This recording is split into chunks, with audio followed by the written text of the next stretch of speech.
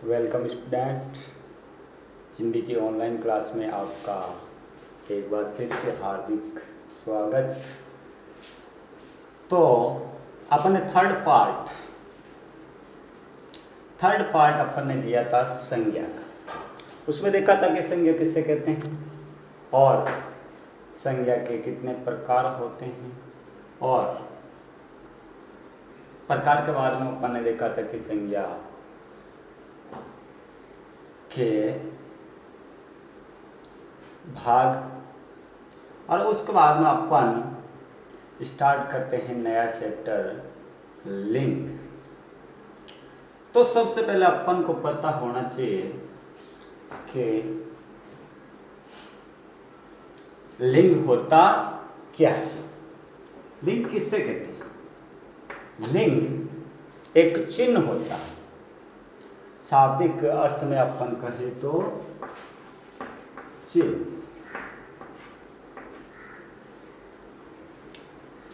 अब इसकी परिभाषा, लिंग की परिभाषा कि संज्ञा के जिस रूप से स्त्री या पुरुष जाति का बोध होता है उसे लिंग कहते हैं। कि संज्ञा के जिस शब्द से स्त्री जाति या पुरुष जाति का बोध होता है उसे अपन लिंग कहते हैं। जैसे कि लड़का लड़की। लड़का शब्द आते ही अपन को पता चल जाता है कि पुरुष जाति का बोध करवाता है, और लड़की स्त्री जाति का बोध करवाती है।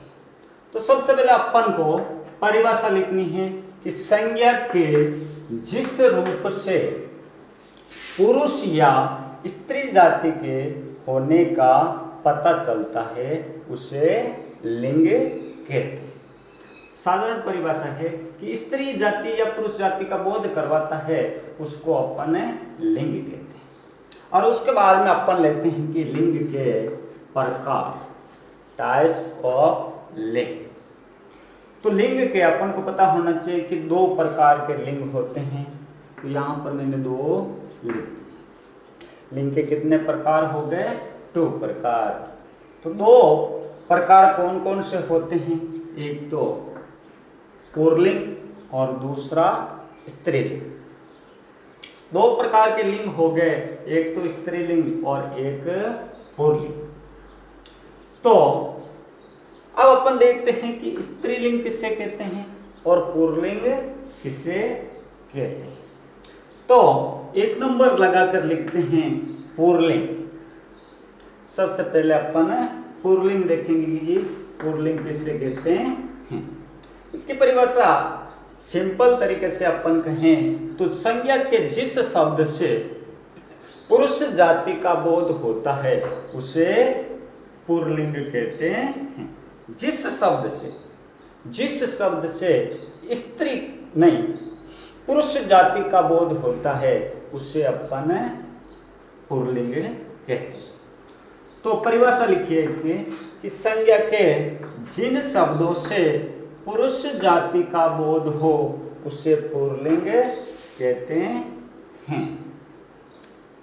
और जैसे राम खेल रहा है, राम खेल रहा है। अब इस वाक्य में अपन को देखना है कि कौन सा शब्द पुल्लिंग है। तो अपन को पता होना चाहिए कि पुरुष जाति का बोध करवाता है उसको अपन पुल्लिंग कहते हैं। तो इस वाक्य में अपन को देखना है कि कौन सा पुरुष जाति का बोध करवाता है। राम खेल रहा है, तो इसमें अपन को पता होना चाहिए कि राम एक व्यक्ति का नाम है और वह पुरुष जाति का है। तो अपन को यह ध्यान रखना होता है कि पुरुष जाति का बोध करवाता है वह शब्द पुल्लिंग होता है। तो इसमें राम पुल्लिंग शब्द है और दूसरे दूसरे में देखिए मोर उड़ गया, मोर उड़ गया। अब इसमें अपन को देखना है कि पुल्लिंग कौन सा शब्द है। तो इसमें भी मोर, मोर पुरुष जाति का बोध करवाता है, तो मोर पुल्लिंग शब्द हो गया। अगर इसकी जगह मोरनी उड़ गई, मोरनी उड़ गई, तो यहां पर स्त्री जाति का बोध करवाती, तो यहां पर क्या हो जाता, स्त्रीलिंग हो जाता। लेकिन यहां पर तो मोर उड़ गया, तो अपन को पता होना चाहिए कि पुरुष जाति का बोध करवाता है मोर। और शब्द अपन को नीचे अंडरलाइन कर लेनी है मोर, इससे पता चल जाता है कि पुरुष जाति का बोध करवाता है।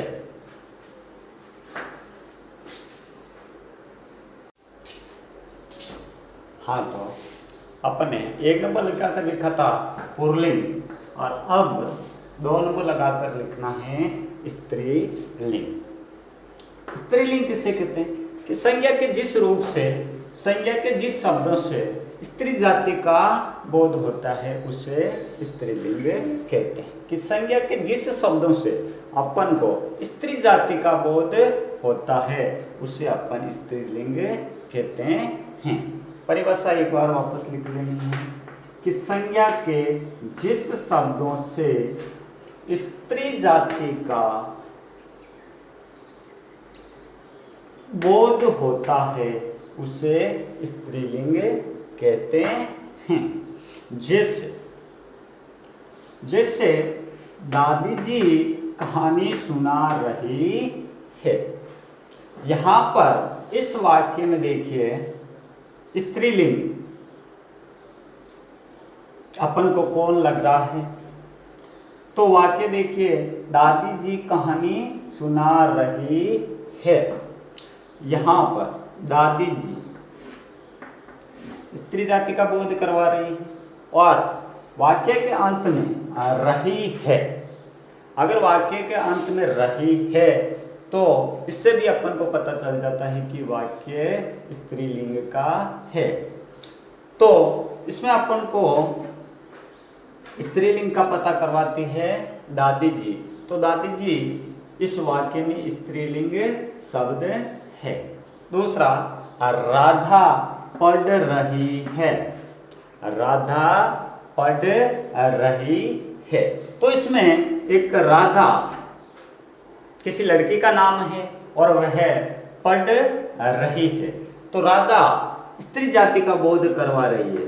तो अपन को इस वाक्य में नीचे इस राधा के अंडरलाइन कर लेनी है, और इससे अपन को पता चल जाता है कि राधा स्त्री जाति का बोध करवा रही। तो बच्चों आगे देखिए, अब अपन पुल्लिंग से स्त्रीलिंग शब्द बनाना सीखते हैं। किस प्रकार से पुल्लिंग शब्दों को स्त्रीलिंग शब्द में बदलते हैं। तो एक साइड में मैंने पुल्लिंग लिखा है और एक साइड में मैंने स्त्रीलिंग लिखा है। तो पुल्लिंग में देखिए लड़का, लड़का से स्त्रीलिंग क्या बन गया, लड़की। चाचा, चाचा से स्त्रीलिंग बन गए चाची। और इस साइड में देखिए शिक्षक, शिक्षक एक पुल्लिंग जाति का शब्द है और इसको अपन स्त्रीलिंग में बदलेंगे तो क्या हो जाएगा, शिक्षिका। क्या हो जाएगा, शिक्षिका। गायक, गायक एक पुल्लिंग शब्द है और इसको स्त्रीलिंग में बदलेंगे तो हो जाएगी गायिका। हाँ, तो स्त्रीलिंग के और पुल्लिंग दोनों प्रकार पढ़ने के बाद में अपन एक महत्वपूर्ण चीज देखते हैं, जो ऐसे शब्द जो हमेशा पुल्लिंग के होते है। इससे शब्द जो हमेशा ही पुल्लिंग के होते हैं, इन शब्दों को अपन देखते हैं। जैसे देशों के नाम, कोई सा भी देश हो, उस सभी देशों के नाम हमेशा पुल्लिंग में होते हैं। जैसे भारत, चीन, अमेरिका आदि। कोई सा भी देश हो, केवल अपवाद को छोड़कर बाकी सभी पुल्लिंग शब्द होते हैं। 2 नंबर, पर्वतों के नाम भी हमेशा पुल्लिंग में होते हैं। जैसे हिमालय पर्वत, अरावली पर्वत, सतपुड़ा पर्वत आदि सभी पर्वत अपन को ध्यान रखना है कि पुल्लिंग शब्द होते हैं। 3 नंबर लगाकर लिखते हैं पेड़ों और फलों के नाम। पेड़ और फल यह हमेशा पुल्लिंग के शब्द होते हैं। जैसे आम, सेब, नीम, पीपल आदि। कोई सा भी पेड़ हो या फल हो, वह हमेशा पुल्लिंग होते हैं। आगे देखिए, 4 नंबर लगाकर लिखते हैं अपन ग्रहों के नाम। ग्रह, मंगल, शुक्र, शनि, पृथ्वी, चांद, ये सब ग्रह। ग्रहों के नाम भी हमेशा पुल्लिंग में होते हैं। जैसे सूर्य, चांद, मंगल, बुध, शनि आदि। लेकिन अपन को एक चीज याद रखनी है, पृथ्वी। पृथ्वी एक ग्रह है, लेकिन पृथ्वी एक स्त्री जाति का शब्द है। तो पृथ्वी को अपन को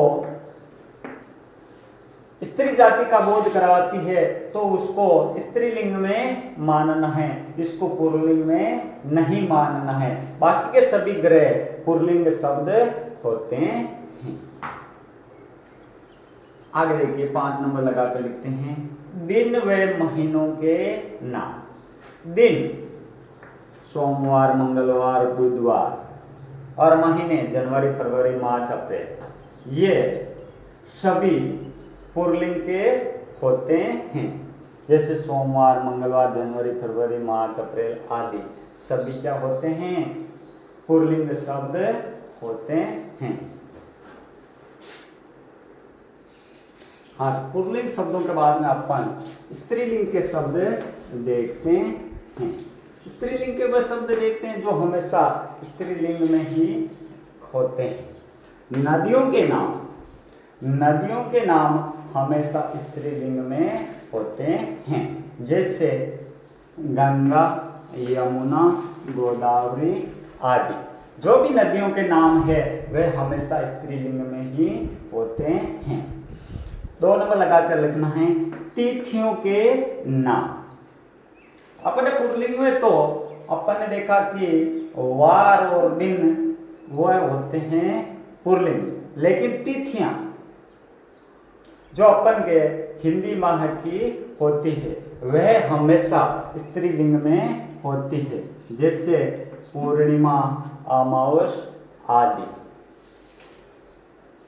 शरीर के कुछ अंग, 3 नंबर लगाकर लिखना है कि शरीर के कुछ अंग जो हमेशा स्त्रीलिंग में होते हैं। जैसे आंख, कान, नाक आदि, ऐसे सब जो हमेशा स्त्रीलिंग में होते हैं। पुस्तकों के नाम भी स्त्रीलिंग शब्द होते हैं। जैसे गीता, रामायण, महाभारत आदि। भाषाओं के नाम भी स्त्रीलिंग में होते हैं। जैसे हिंदी, अंग्रेजी, उर्दू, फारसी आदि। हिंदी, अंग्रेजी ये सभी भाषाएं क्या होती है? स्त्रीलिंग का बोध करवाती है। और लास्ट में अंत में देखिए कि अंत में जिस शब्द के अंत में ई से जिस शब्द का अंत होता है वह शब्द भी हमेशा स्त्रीलिंग के होते हैं। जैसे टोपी, अंत में ई की ध्वनि आ रही है तो अपन को पता हो जाना चाहिए कि स्त्रीलिंग का शब्द है। और रोटी, मिठाई आदि ऐसे शब्द जिसके अंत में अपन को ई की ध्वनि आ रही है वे शब्द भी हमेशा स्त्रीलिंग के होते हैं। तो अपन ने एक साधारण सा चैप्टर लिया था लिंग का, वह अब अपन के कंप्लीट हो रहा है। तो अब अपन को एक बार घर पर वापस रिवीजन कर लेना है और अपनी नोटबुक में करना है और निरंतर अभ्यास करते रहना है और घर पर रहना है और सुरक्षित रहना है और पढ़ाई करनी है। धन्यवाद।